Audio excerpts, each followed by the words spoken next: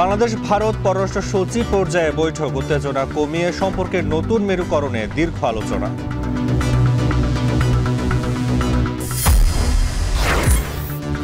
ইইউর কাছে অর্থনীতির পাশাপাশি নৈতিক সমর্থনও চায় বাংলাদেশ। 19 দেশের প্রতিনিধির সঙ্গে বৈঠকে প্রধান উপদেষ্টা। ৭১ থেকে ২৪ প্রতিটি আন্দোলনেই একসাথে লড়েছে বাঙালি। ধর্মীয় ইস্যুকে ষড়যন্ত্রের হাতিয়ার করার বারবার অপচেষ্টা। গত আমলে ১ লাখ পুলিশের রাজনৈতিক নিয়োগ, বললেন ডিএমপি প্রধান। সাদা পোশাকে গ্রেপ্তার নয়, কঠোর বার্তা স্বরাষ্ট্র উপদেষ্টা।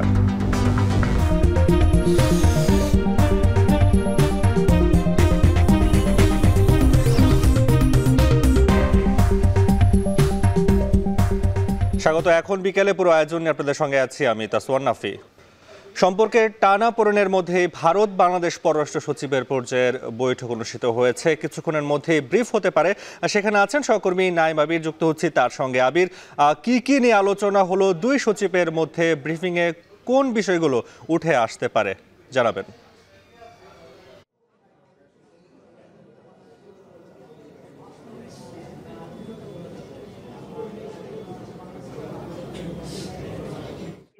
এবং এরপরে আমরা নিশ্চয়ই দেখতে পাচ্ছি আমরা সবাই একেবারে প্রস্তুত হয়ে আছি কখন ভারতের সচিব আসলে আমাদেরকে ব্রিফ করবেন, এবং এরপরে বাংলাদেশের পক্ষ থেকে বাংলাদেশের সচিব পররাষ্ট্র সচিব ব্রিফ করবেন। একটু জানিয়ে রাখতেছি কোন কোন বিষয়ে এই সচিব পর্যায়ের যে বৈঠকটি প্রায় ২ ঘন্টার বেশি সময় ধরে কিন্তু এই বৈঠকটা হয়েছে।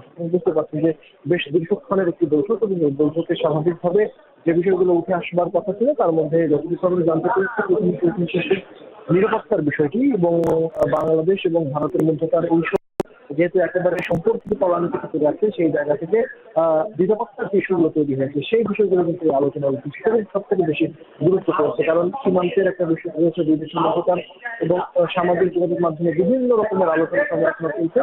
এই মুহূর্তে যদি আমি বৃদ্ধির জন্য তুলে চাই, আমরা সরাসরি বৃদ্ধি তুলে যাবো। ভারতের পররাষ্ট্র সচিব কথা বলবেন।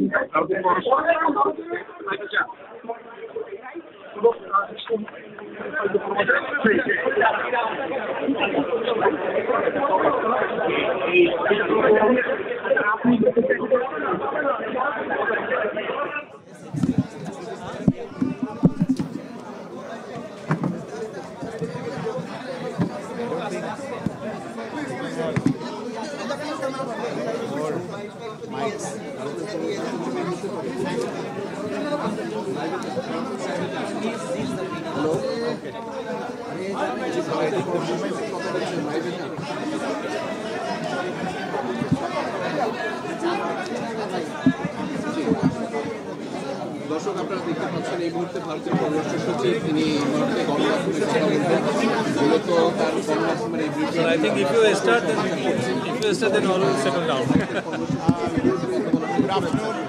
দেখতে পাচ্ছেন। Good afternoon. Good afternoon.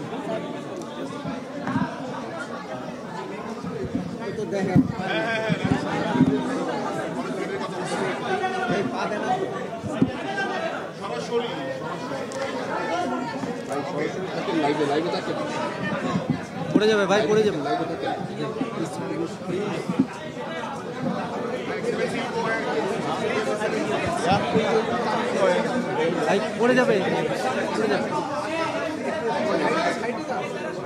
Good afternoon to all of you.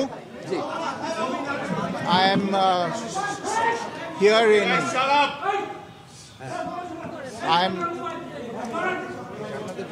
I'm here in Dhaka at the invitation of my Bangladesh colleague, His Excellency Mohammad Jashimuddin, the Foreign Secretary of Bangladesh, for discussions and consultations on the entire gamut of issues in the extremely important bilateral relationship between India and Bangladesh. Since the political changes in Bangladesh in August this year, there has of course been contact between our leaderships. The Prime Minister was the first world leader to greet the Chief Advisor on his assumption of office. The two of them had a very cordial telephone conversation thereafter. and the chief advisor also accepted the Prime Minister's invitation to speak at the third Voice of the Global South summit that was held in August this year. Since then, the External Affairs Minister and the Foreign Affairs Advisor have also been in touch. They met each other on the sidelines of the UN General Assembly in New York in September this year. And my visit follows those interactions and is the first Foreign Secretary level structured engagement between the two sides following those developments. Today's discussions have given both of us the opportunity to take stock of our relations, and I appreciate the opportunity today to have had a frank, candid, and constructive exchange of views with all my interlocutors. I emphasized that India desires a positive, constructive, and mutually beneficial relationship with Bangladesh. We have always seen in the past, and we continue to see in the future, this relationship as a people-centric and people-oriented relationship, one that has the benefit of all the people as its central motivational force. This is reflected on a daily basis in the development projects that have been executed on the ground in Bangladesh and that continue to be developed. It is also reflected in the mutually beneficial engagement we have on a whole set of issues ranging from trade, commerce, connectivity, power, water, and energy, and development cooperation, consular cooperation, and cultural cooperation. There is no reason why this mutually beneficial cooperation should not continue to deliver in the interests of both our peoples. And to that end, therefore, I have underlined today India's desire to work closely with the interim government of Bangladesh authorities. At the same time, we also had the opportunity to discuss certain recent developments and issues, and I conveyed our concerns, including those related to the safety and welfare of minorities. We also discussed some regrettable incidents of attacks on cultural, religious, and diplomatic properties.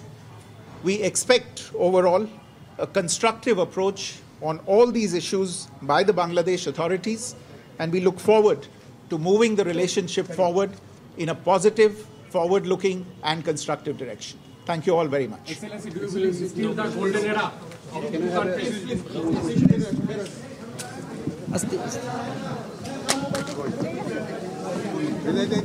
এই ধরেন পড়বে ধরেন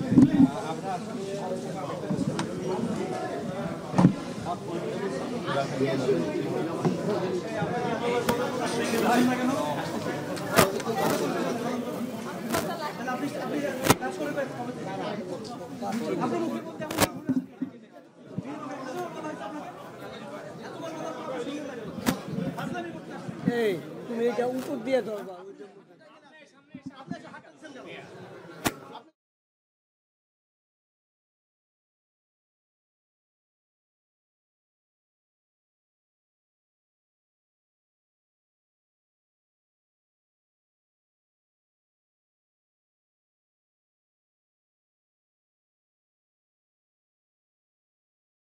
ভারত যে সম্পর্ক এগিয়ে নিয়ে যেতে চায় এবং তার মধ্যে থেকে সবথেকে একটি গুরুত্বপূর্ণ বিষয় উঠে এসেছে সেটা হলো যে প্রধান উপদেষ্টা যখন ক্ষমতায় দায়িত্বভার গ্রহণ করেন এবং একই সাথে যদি জানিয়ে রাখতে চাই যে প্রধান উপদেষ্টার যে দায়িত্বভার গ্রহণ করবার পরে ভারত কিন্তু আসলে এটি যেটা বলবার চেষ্টা করেছে যে বাংলাদেশের সাথে বিগত সময়ের যে বাংলাদেশের সাথে সম্পর্ক সেই সম্পর্কের বিষয়টি তারা এগিয়ে নিয়ে যেতে চায় এবং সে বলেছেন যে প্রধান উপদেষ্টা ডক্টর মোহাম্মদ ইউনূস যখন দায়িত্বভার গ্রহণ করেছেন তখন ভারতের যে প্রধানমন্ত্রী নরেন্দ্র মোদী তিনি কিন্তু সেখানে তাকে যে অভিনন্দন জানিয়েছেন বা শুভেচ্ছা জানিয়েছেন সেটি প্রমাণ করে যে বাংলাদেশের সম্পর্ক ভারত এগিয়ে নিয়ে যেতে।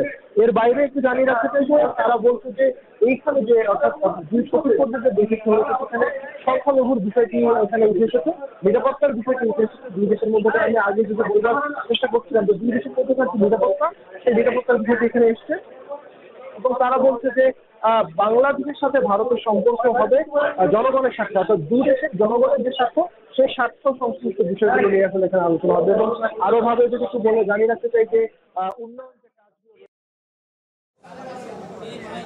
আবির, জানাবেন যে ভারতের পক্ষ থেকে আমরা শুনছিলাম বক্তব্য, আমরা জানতে চাই যে বাংলাদেশের পররাষ্ট্র সচিব কিছু বলবেন কিনা, তিনি বক্তব্য রাখবেন কিনা। হ্যাঁ, নাফি, এখন থেকে আর কিছুক্ষণ পরেই কিন্তু বাংলাদেশের যে পররাষ্ট্র সচিব মোহাম্মদ জসিমউদ্দিন তিনি আমাদেরকে ব্রিফ করবেন। আমরা আসলে দুইভাবে শুনলাম, একটা হচ্ছে ভারতের পক্ষ থেকে ভারতের পররাষ্ট্র সচিব তিনি কিছুক্ষণ আগে তো কথা বললেন, কিছুক্ষণের মধ্যেই বাংলাদেশের পররাষ্ট্র সচিব জসিমউদ্দিন তিনি কথা বলবেন এবং তিনি বাংলাদেশের পক্ষ থেকে আরো বিস্তারিত জানাবেন কোন কোন বিষয়গুলো নিয়ে আলোচনা করবেন। মোটার আগে যদি বলি নাফি, তাহলে হচ্ছে যে দুই দেশের আলোচনার মূল বিষয় হচ্ছে যে পরিমাণ সংঘাত বা যে উত্তেজনা তৈরি হয়েছে সেইগুলোকে নিরসন করে বাংলাদেশের সাথে একেবারে সম্পর্কের যে তারা বারবার বলছে যে ডিজায়ার করে, তারা বাংলাদেশের চমৎকার সম্পর্ক এবং গভীর সম্পর্ক, নিবিড় সম্পর্ক, ক্লোজলি রিলেশনশিপের কথা তিনি উল্লেখ করেছেন। সুতরাং বুঝতে পারছেন যে বাংলাদেশের সাথে সম্পর্ক তারা আসলে নিবিড় করতে চায়, আরো গভীর করতে চায় এবং সেক্ষেত্রে তারা আসলে এগিয়ে নিয়ে যেতে চায়। এবং তিনি বলেছেন যে এই পররাষ্ট্র মন্ত্রণালয়ে ভারতের পররাষ্ট্র সচিব কথা বলছিলেন, বাংলাদেশ ভারত পররাষ্ট্র সচিব পর্যায়ের বৈঠক নিয়ে। এরপর বাংলাদেশের পররাষ্ট্র সচিব বা বাংলাদেশের পক্ষ থেকে কেউ কথা বললে আমরা আবারও যুক্ত হব সেখানে। ইউর কাছে অর্থনীতির পাশাপাশি নৈতিক সমর্থনও চায় বাংলাদেশ। 19 দেশের প্রতিনিধির সঙ্গে বৈঠকে এ চাওয়া তুলে ধরেন প্রধান উপদেষ্টা ডক্টর মোহাম্মদ ইউনূস। জবাবে বাংলাদেশকে যে কোনো ধরনের সহায়তা করতে ইউরোপীয় ইউনিয়ন প্রস্তুত বলে জানান প্রতিনিধি দলের প্রধান মাইকেল মিলার। বেলায়েত হোসাইনের প্রতিবেদন। শপথ গ্রহণ করতেছি যে বিপ্লব পরবর্তী যে অন্তর্বর্তী সরকার রাষ্ট্রীয় ক্ষমতায় এসেছে সেই 5 আগস্ট থেকে এখন পর্যন্ত সবচেয়ে বড় কূটনৈতিক বৈঠকে বাংলাদেশ, যে বৈঠকের নেতৃত্ব দিয়েছেন প্রধান উপদেষ্টা ডক্টর মোহাম্মদ ইউনূস। অংশ নিয়েছেন ইউরোপীয় ইউনিয়নভুক্ত 19টি দেশের প্রতিনিধি। এর মধ্যে বাংলাদেশে থাকা 8টি দেশের মিশন প্রধান এবং নয়াদিল্লিতে থাকা 11টি দেশের মিশন প্রধান ও কূটনৈতিকরা বৈঠকে উপস্থিত ছিলেন। রাজধানীর তেজগাঁও প্রধান উপদেষ্টার কার্যালয়ে অনুষ্ঠিত এই বৈঠকে সূচনা বক্তব্যে প্রধান উপদেষ্টা বলেন, পাকিস্তানি হানাদারদের কবল থেকে বাংলাদেশ মুক্ত হয়েছে যে ডিসেম্বরে, সেই বিজয়ের মাসে এমন একটি বৈঠক বাংলাদেশের জন্য বিশেষ গুরুত্বপূর্ণ।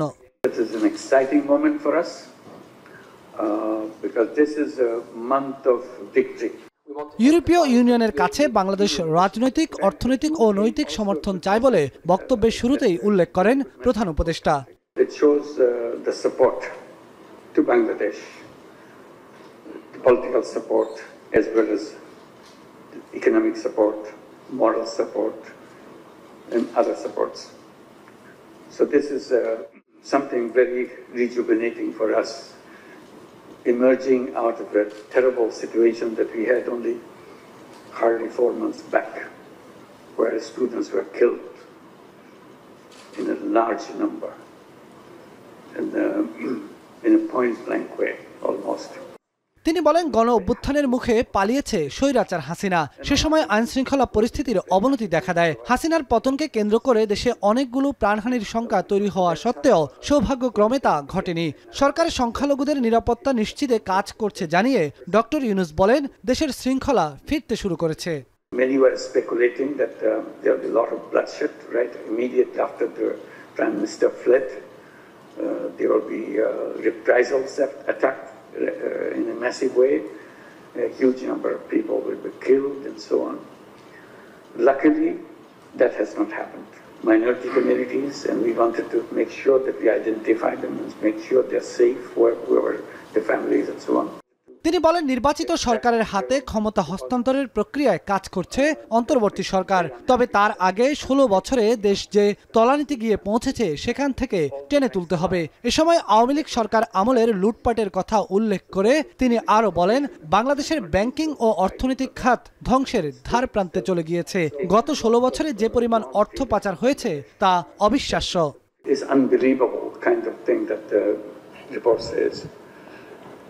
Billions of dollars worth of money has been siphoned off from the country each year, being this interim government to run the country until election is held and a new government is elected.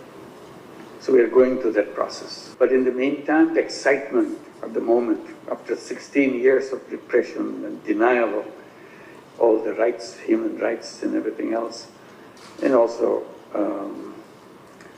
forced disappearances, very painful stories one after another, bringing the whole economy in a situation where it's almost collapsing.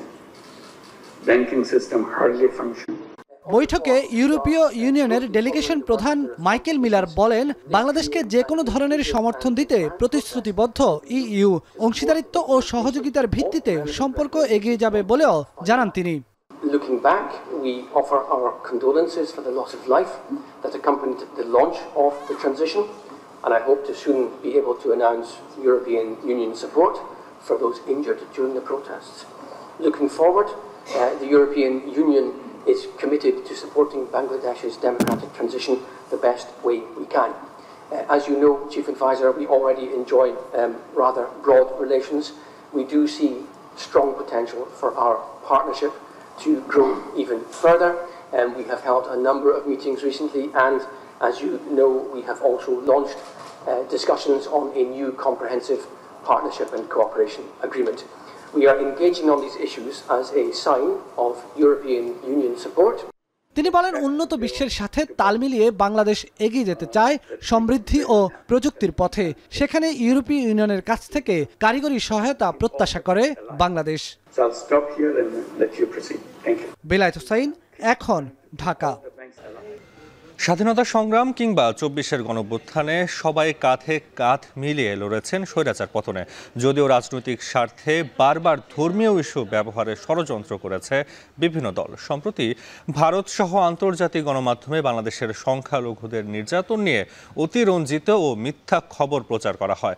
নানা গুজবের ভিড়ে প্রান্তিক পর্যায়ের সম্প্রীতিতে আসলেই ঐক্য আছে না ফাটল ধরেছে, সরেজমিনে ঘুরে সেই চিত্র তুলে ধরেছেন সহকর্মী দেবরাজ দেব। ছবি তুলেছেন সুমন সরকার।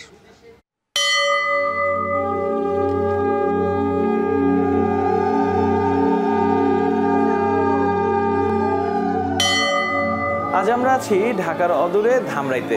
সাম্প্রতিক সময়ে আন্তর্জাতিক বিভিন্ন গণমাধ্যমে বাংলাদেশে সংখ্যালঘুদের উপরে অত্যাচারের নানা খবর আসছে, বিশেষ করে ভারতীয় গণমাধ্যমে। তবে বাংলাদেশের তরফ থেকে এ ধরনের খবর ভিত্তিহীন এবং অতিরঞ্জিত দাবি করে দিল্লিকে কড়া বার্তা জানিয়েছে। সেই ধারাবাহিকতায় আমরা আজ ধামরাইতে এসেছি। এখানকার সংখ্যালঘু সম্প্রদায় অর্থাৎ হিন্দু সম্প্রদায়ের মানুষেরা আসলে কতটা শঙ্কিত সেটি জানতে চাই।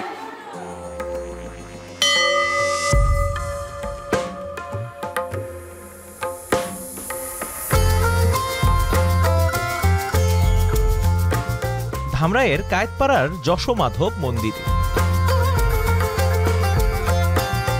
প্রবেশ করতেই চোখে পড়ল কর্মচাঞ্চল্য। ছোট শিশুদের মুখে ভাত, বিয়ের আয়োজন, নানা ধর্মীয় আচার পালন চলছে, যেখানে উৎসবের সব অনুষঙ্গই বিদ্যমান। নানা মাধ্যমে বাংলাদেশে সাম্প্রদায়িক সম্প্রীতি, বিশেষ করে হিন্দুদের জীবনযাপন নিয়ে অপপ্রচার থাকলেও প্রান্তিক জনপদ কায়েতপাড়ায় সেটির দেখা মিলল না, বরঞ্চ দেখা মিলল স্বতঃস্ফূর্ত ধর্মীয় আচার পালনের চিত্র। একই পাড়ায় ৫ দশকের পুরাতন মসজিদ, সেখানেও একই চিত্র দেখা গেল। পাশাপাশি মহল্লায় প্রার্থনার মাধ্যমে শান্তির বার্তা ছড়াচ্ছেন দুধর্মের মানুষই।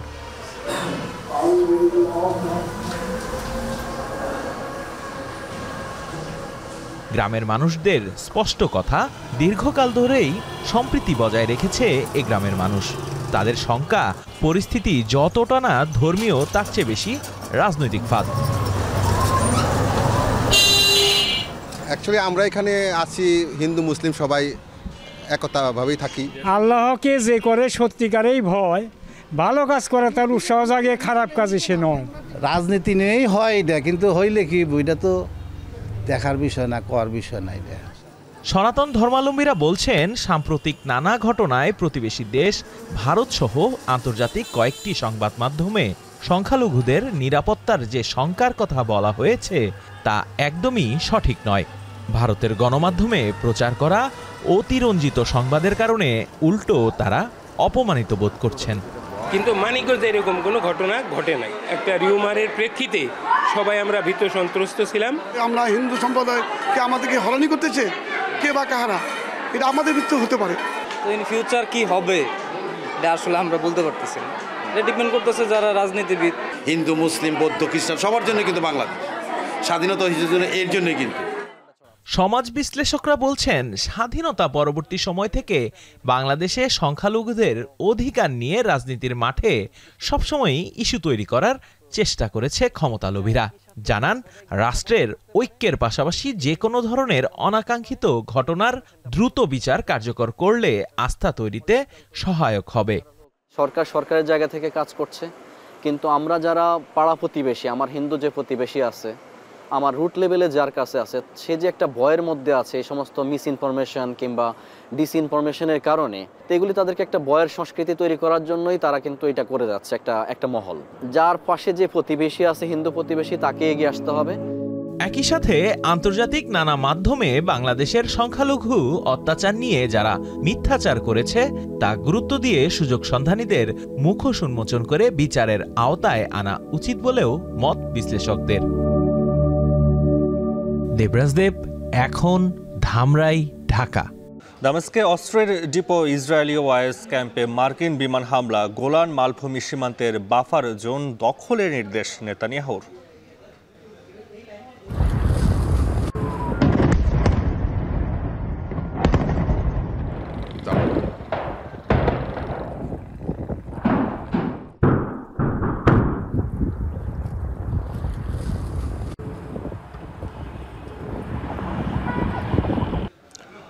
আইজিপির পর এবারে জুলাই আগস্টে পুলিশের ভূমিকার জন্য ক্ষমা চাইলেন ডিএমপি কমিশনার শেখ মোহাম্মদ সাজ্জাদ আলী। অভিযুক্ত পুলিশ কর্মকর্তাদের বিরুদ্ধে ব্যবস্থা নেওয়ার কথা জানিয়ে ডিএমপি কমিশনার বলেন, নতুনভাবে পুলিশ বাহিনী গড়ে উঠবে। আওয়ামী আমলে রাজনৈতিক বিবেচনায় প্রায় 1 লাখ পুলিশ নিয়োগ দেওয়া হয়েছে বলেও তথ্য দেন তিনি। এদিকে সাদা পোশাকে কাউকে গ্রেপ্তার করা যাবে না বলে নির্দেশনা দেন স্বরাষ্ট্র উপদেষ্টা জাহাঙ্গীর আলম চৌধুরী।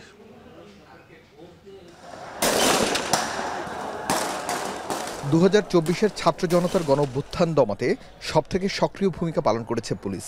ছাত্র জনতার আন্দোলনে গুলি চালিয়ে হত্যা করেছে 1,500-এর বেশি মানুষ। গুলির আঘাতে পঙ্গু হয়েছে কয়েক হাজার মানুষ। তারপরও পিছুপা হয়নি ছাত্র জনতা, সব ভয় আর বাধা ডিঙিয়ে এগিয়ে গেছে। পতন হয়েছে আওয়ামী লীগের স্বৈরশাসনের। দেশ ছেড়ে পালিয়ে ভারতে আশ্রয় নিয়েছেন শেখ হাসিনা। সরকার পতনের পর 2 দফা পরিবর্তন হয় ডিএমপি কমিশনার। দায়িত্ব নেয়ার পর নতুন কমিশনার শেখ মোহাম্মদ সাজ্জাদ আলী সংবাদ সম্মেলন করে জুলাই আগস্টের গণহত্যার জন্য প্রকাশ্যে ক্ষমা চান। ঢাকা মেট্রোপলিটন পুলিশের পেশাদারিত্বের বাইরে গিয়ে যে কাজ করেন, সেই কাজের জন্য আমি অত্যন্ত দুঃখিত এবং ঢাকাবাসীর কাছে তথা দেশবাসীর কাছে আমি ক্ষমা প্রার্থী। ওই সময়ের যে সমস্ত পুলিশ কর্মকর্তাবৃন্দ অপেশাদারিত্বের সাথে কাজ করেছে, তাদেরকে বিভিন্ন জায়গায় বদলি করা হয় এবং অনেকের বিরুদ্ধে দেশের প্রচলিত আইনে ব্যবস্থাও নেওয়া হয়েছে। আওয়ামী লীগের আমলে রাজনৈতিক পরিচয়ে প্রায় 1 লাখ পুলিশ অফিসার নিয়োগ পেয়েছে জানিয়েছে ডিএমপি কমিশনার। পরে হুঁশিয়ারি দিয়ে বলেন, 5 আগস্টের আগের ঘটনাকে কেন্দ্র করে কোনো মামলা বাণিজ্য হলে তার বিরুদ্ধে ব্যবস্থা নেওয়া হবে। জুলাই আগস্টের ঘটনার পর পুলিশ যেভাবে নিষ্ক্রিয় হয়েছে সেটা কাটিয়ে উঠতে শুরু করেছে বলেও জানান তিনি। উনি ওই সময়ই উদ্দেশ্যমূলকভাবে এই 200 লোককে আসামি করছে। পরবর্তীতে উনি চাঁদাবাজি এই বাণিজ্যটা করবেন বলে। আবার আমার লোক যে সব ভালো তাও না, আমার কাছে রিপোর্ট আসতেছে আমার লোকেরাও আবার এই যে আসামি 200 তাদের থেকে নানা ধরনের বখরা আদায়ের চেষ্টা করতেছে। উভয়ের বিরুদ্ধে ব্যবস্থা, ইনভেস্টিগেশনে যাদের বিরুদ্ধে ইনভলভমেন্টের সাক্ষী হিসেবে আসবে, আমরা শুধু তাদের বিরুদ্ধে ব্যবস্থা নিব। এদিকে খুলনায় স্বরাষ্ট্র উপদেষ্টা হুঁশিয়ারি দেন, সাদা পোশাকে কাউকে গ্রেফতার করা যাবে না। সিভিল ড্রেসে কাউকে অ্যারেস্ট করা চলবে না। ডিবি হোক যে হোক, তার জ্যাকেট পরতে হবে, তার আইডেন্টি শো করতে হবে। যদি তার ড্রেস না থাকে, সে সিভিল ড্রেস আছে, সে প্রথম তার আইডেন্টিটা শো করবে যে এই আমার আইডি কার্ড। সিভিল ড্রেসে কাউকে অ্যারেস্ট করা চলবে না। আর কোনো নিরপরাধ যেন শাস্তি না পায়, এই দিকে আপনার খেয়াল রাখতে হবে। এর আগে জুলাই গণহত্যার জন্য পুলিশ মহাপরিদর্শকও ক্ষমা চেয়ে নতুনভাবে পুলিশ বাহিনী গড়ে তোলার আশ্বাস দিয়েছিলেন। আইন শৃঙ্খলা পরিস্থিতির কি অবস্থা দাঁড়ায়? আরিফ হোসেন, এখন, ঢাকা। সমাজের নানা স্তরে নারীদের অবস্থার উন্নয়নে নারীদের প্রতি আহ্বান জানিয়েছেন প্রধান উপদেষ্টা ডক্টর ইউনূস। পদকজয়ী সবাইকে তারুণ্যের চেতনা ধারণ করারও আহ্বান জানান তিনি। সকালে নারী ও শিশু মন্ত্রণালয়ের উদ্যোগে রোকেয়া পদক জয়ীদের হাতে পুরস্কার তুলে দেন প্রধান উপদেষ্টা। সমাজ নারী শিক্ষা ও নারীর ক্ষমতায়নে অবদান রাখার জন্য এবছর 4 জন বিশিষ্ট নারী বেগম রোকেয়া পদক পান। তারা হলেন শিক্ষাবিদ পারভিন হাসান, নারী অধিকার কর্মী ও আলোকচিত্রী তসলিমা আক্তার, দাবায় বাংলাদেশের নারী গ্র্যান্ড মাস্টার রানী হামিদ এবং নারী অধিকার কর্মী শিরিন পারভিন হক। জীবনটাকে ভালোবাসায় ভরিয়ে দিতে পারি, সমান সমান হিস্সা চাই। বিগত সরকারের আমলে দুদক ও বিচার বিভাগের মতো প্রতিষ্ঠানগুলো শেখ হাসিনার দাসে পরিণত হয়েছিল বলে মন্তব্য করেছেন আইন উপদেষ্টা আসিফ নজরুল। এ সময় বাংলাদেশের দুর্নীতির বন্ধে দুদককে ঠেলে সাজানোর পরামর্শ দেন দুদক সংস্কার কমিশনের প্রধান ডক্টর ইফতেখারুজ্জামান। বিস্তারিত শাহিনুল ইসলাম সাগরের প্রতিবেদনে। আওয়ামী লীগ সরকারের আমলে 28 লাখ কোটি টাকা বিদেশে পাচারের দুদকের ভূমিকা কি ছিল তা নিয়ে প্রশ্ন উঠেছে। 5 আগস্টের রাজনৈতিক পট পরিবর্তনের পরেই স্বচ্ছতা ও জবাবদিহিতা নিশ্চিতে সংস্থাটির নজরদারিতে বরাবরই বাধা হয়ে দাঁড়িয়েছে রাজনৈতিক চাপ। এমন পরিস্থিতিতে দুদককে ঢেলে সাজানো ছাড়া উপায় নেই বলে মন্তব্য করেছেন দুদক সংস্কার কমিশনের প্রধান ডক্টর ইফতেখারুজ্জামান। আন্তর্জাতিক দুর্নীতি বিরোধী দিবসের আলোচনায় তিনি আরও বলেন, আমলাতান্ত্রিক ও রাজনৈতিক ইতিবাচক পরিবর্তন ছাড়া দুদকের কার্যকারিতা বাস্তবায়ন অসম্ভব। দেশের মানুষ দুর্নীতিবাজ না, কিন্তু মানুষকে দুর্নীতিবাজ করে ফেলা হয়েছে। এমন একটা অবস্থা সৃষ্টি করা হয়েছে, যারা দুর্নীতি করেন তারা রাষ্ট্র কাঠামো এমনভাবে দখল করে ফেলেছেন যে এই দুর্নীতিটাকে, যারা দুর্নীতি করেন তাদেরকে বিচারহীনতা দেওয়ার পাশাপাশি এই বার্তাটা দেওয়া হয়েছে বিভিন্ন প্রাতিষ্ঠানিক, আইনি, রাজনৈতিক এবং আমলাতান্ত্রিক চর্চার মাধ্যমে যে এইটাই বাস্তবতা। গত 15 বছরে রাষ্ট্রীয় প্রতিষ্ঠানগুলোতে দুর্নীতির অনুকূল পরিবেশ ছিল উল্লেখ করে আইন উপদেষ্টা বলেন, দুদক ও বিচার বিভাগের মতো প্রতিষ্ঠানগুলোকে নিজের দাসে পরিণত করেছিল শেখ হাসিনা। চোর প্রধানমন্ত্রী, যার পুরা পরিবার ছিল চোর, সে সারা দেশে বলে বেড়াতো এতিমের টাকা নাকি খালেদা জিয়া আত্মসাৎ করেছে। এই চোরের মুখের সামনে কেউ কোনো কথা বলতে পারতো না। দুদক তার দাসে পরিণত হয়েছিল, বিচার বিভাগ তার দাসে পরিণত হয়েছিল। এখন আর বিচার কাজে কেউ বাধা দেয় না উল্লেখ করে আইন উপদেষ্টা বলেন, রাজনৈতিক চাপকে ছাপিয়ে ভালো কাজ করার সুযোগ রয়েছে। পাশাপাশি দ্রুত সময়ের মধ্যে দুদক কমিশন গঠনের কথা বলেন আইন উপদেষ্টা। 3 মাস 6 মাসের জন্য নতুন কমিশনার নিয়োগ দিলাম। উনাদের প্রস্তাবিত আইন অনুযায়ী আবার উনাদেরকে বাদ দিয়ে আবার নিয়ে দিলাম। এটা তো আসলে এত সহজ সরল না। ওনারা অনেক মহৎ উদ্দেশ্য নিয়ে জিনিসটা বলেছেন, কিন্তু কোনটা দুর্নীতি বিরোধী লড়াই পরিচালনার জন্য, দুর্নীতি বিরোধী কার্যক্রম পরিচালনার জন্য কোনটা সর্বোত্তম পন্থা, সেটা বিচার বিবেচনা করে আমরা সিদ্ধান্ত নিব।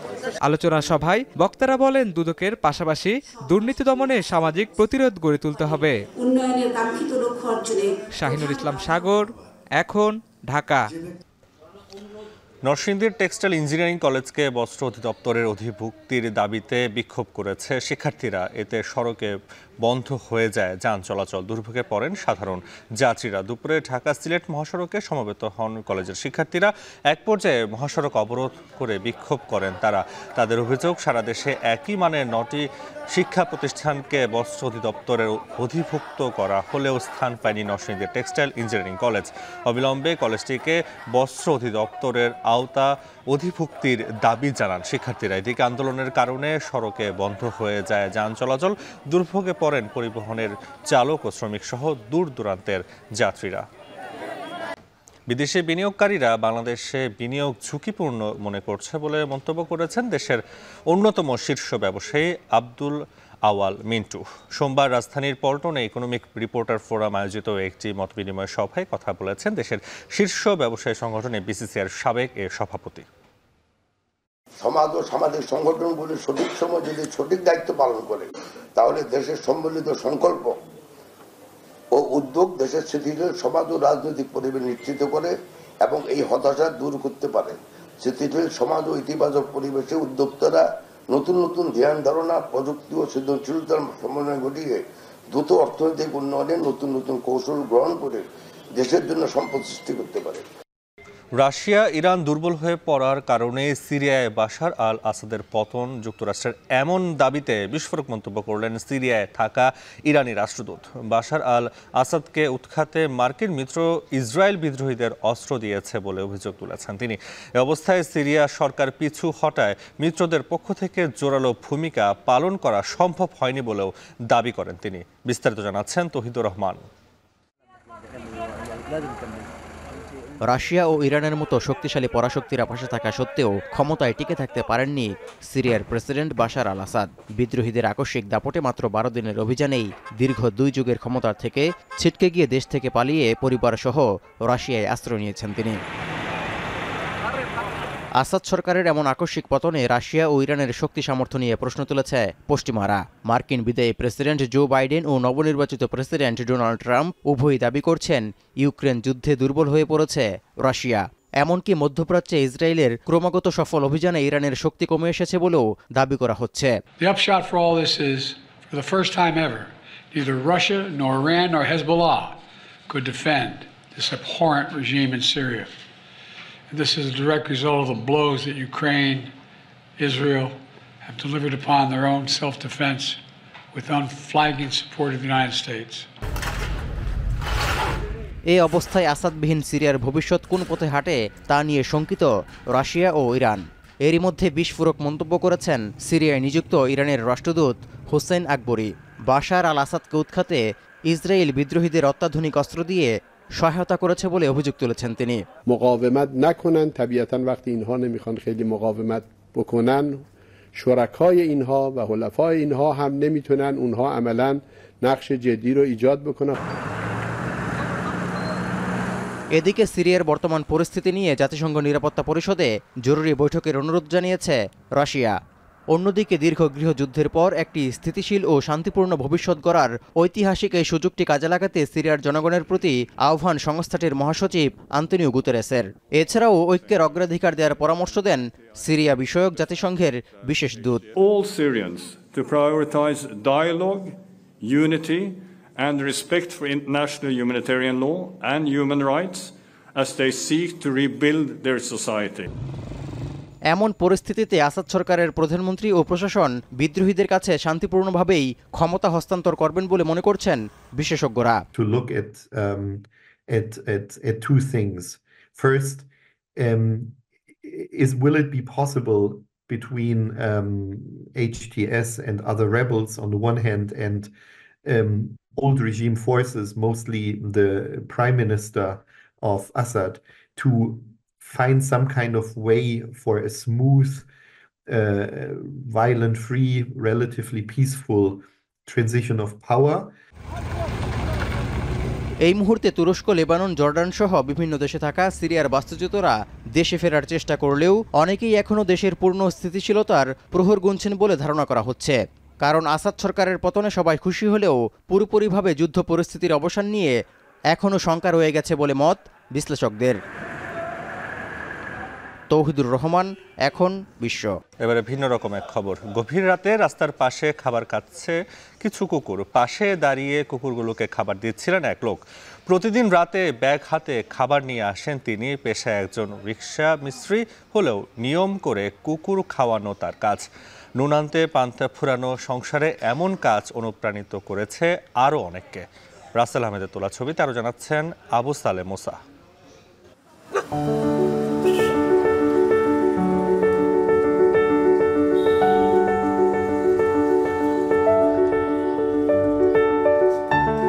রাস্তার পাশে তৃপ্তি সহকারে খাবার খাচ্ছে কুকুরগুলো। চোখে মুখে যেন তাদের রাজ্যের ক্ষুধা। পাশে দাঁড়িয়ে কুকুরগুলোকে খাবার দিচ্ছিলেন এক লোক। চোখে মুখেও কুকুরদের খাওয়াতে পারার আনন্দ।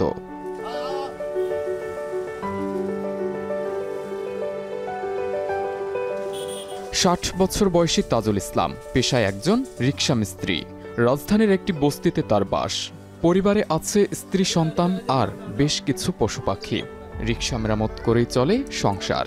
দিনে আয় আছে 500 থেকে 700 টাকার মতো। এই মনে করেন 400-500 টাকা ইনকাম হয়, পরিবারে চালাতে এমন একটু সমস্যা হয়ে যায়, কাজে এখনও ইনকাম নাই, ইনকাম থেকে আগে ছিল, এখন ইনকাম নেই, এখন অনেক সমস্যা হয়ে যায়, সমাধান করতে পারতেছি। বয়োবৃদ্ধ তাজুল প্রতিদিনই খাবার নিয়ে আসেন রাস্তার কুকুরদের জন্য। হাতের ব্যাগ থেকে খাবার বের হতেই ক্ষুধার্ত কুকুরদের যেন আর বাঁধ মানে না। এজন্যই হয়তো কবি বলেছেন, নগরীর রাজপথে ব্যস্ততা কম গভীর রাতে, মানুষের বাঁচার যুদ্ধে যুদ্ধক্ষেত্র হয় নগরী দিবালোকে। অন্ন বস্ত্র বাসস্থানের সন্ধানে পাগল হয়ে কার আগে কে যাবে, কাকে মেরে কাকে খাবে। ভালো লাগে যে আমি কুকুরকে আদর করি। আমি প্রথম লকডাউন হইতে এই তুলি আমি এখনো খাওয়াইতেছি, জায়গায় জায়গায় জায়গায় জায়গায় খাওয়াইতেছি। আমি আমার অর্থনীতি দিয়ে আমি যে কর্ম করি, মিস্ত্রি কাম করি, মিস্ত্রি কামে আমার এগুলো চলে না, তারপরও আমি কষ্ট হইলেও, আমার নিজের সংসারে কষ্ট হইলেও আমি এগুলো করি। স্বল্প আয়ের একটি অংশ দিয়ে 7 থেকে 8 বছর ধরে পথ কুকুরদের খাবার খাইয়ে থাকেন তাজুল ইসলাম। ছোট্ট জায়গায় আয়ের পরিমাণ সীমিত হওয়ার পরেও প্রাণীদের সাথে প্রেম ভাঙেনি তার। দিনে যা ইনকাম করেন তার থেকে উনি কিন্তু কন্ট্রিবিউট করেন তার পরিবারের মতো আর কি হয়ে গিয়েছে, তার পশুগুলা কিন্তু পরিবারের মতো হয়ে গেছে। এটা তো ছোটখাটো মানুষ দিয়ে হইব না এই কাজ। যারা বড় মাপের মানুষ কামাইটা মানে টাকাটা দেখে না, সে নিজে খাইলো কি না খাইলো সেটা দেখলো, কে অনাহারে আছে কে অভুক্ত আছে এটা সে দেখতেছে। নুন আনতে পান্তা ফুরানোর সংসারে এমন কাজ অনুপ্রাণিত করেছে আরও অনেককে। তারাও এখন তাজুল ইসলামের মতো রাতের আধারে খাবার খাওয়ান রাস্তার কুকুরদের। গভীর রাতে মানুষ যখন নিজেকে নিয়ে ব্যস্ত, ঠিক তখন গুটি কয়েক মানুষ ব্যস্ত রাস্তার পশুদের নিয়ে। প্রাণীদের প্রতি ভালোবাসার টানেই খাবার নিয়ে আসেন মধ্যরাতে। তাদের অনেকের সংসারের অবস্থাই নুন আনতে পান্তা ফুরানোর মতো। তবুও একদিন পৃথিবী হবে প্রাণী বান্ধব, এমনই প্রত্যাশা এই প্রাণী দরদি মানুষগুলোর। আবু সালে মুসা, এখন ঢাকা। এখন বিকেল শেষ করব, তার আগে শিরোনামগুলো আরও একবার। বাংলাদেশের সঙ্গে গঠনমূলক সম্পর্ক চায় ভারত, গুরুত্ব পাবে দুদেশের জনগণ, পররাষ্ট্র সচিব পর্যায়ে বৈঠক। I emphasized that India desires a positive, constructive and mutually beneficial relationship with Bangladesh. ইইউর কাছে অর্থনীতির পাশাপাশি নৈতিক সমর্থনও চায় বাংলাদেশ, 19 দেশের প্রতিনিধির সঙ্গে বৈঠকে প্রধান উপদেষ্টা। 71 থেকে 24 প্রতিটি আন্দোলনেই একসাথে লড়েছে বাঙালি, ধর্মীয় ইস্যুকে ষড়যন্ত্রের হাতিয়ার করার বারবার অপচেষ্টা। গত আমলে 1 লাখ পুলিশের রাজনৈতিক নিয়োগ, বললেন ডিএমপি প্রধান, সাদা পোশাকে গ্রেপ্তার নয়, কঠোর বার্তা স্বরাষ্ট্র উপদেষ্টা। এ ছিল এখন বিকেল। এখন টেলিভিশন ওয়েবসাইটে দেখতে ভিজিট করুন www.ekon.tv। এছাড়া ফেসবুকে দেখতে ভিজিট করুন facebook.com/tv.ekon এবং ইউটিউবে দেখতে ভিজিট করুন youtube.com/ekontv।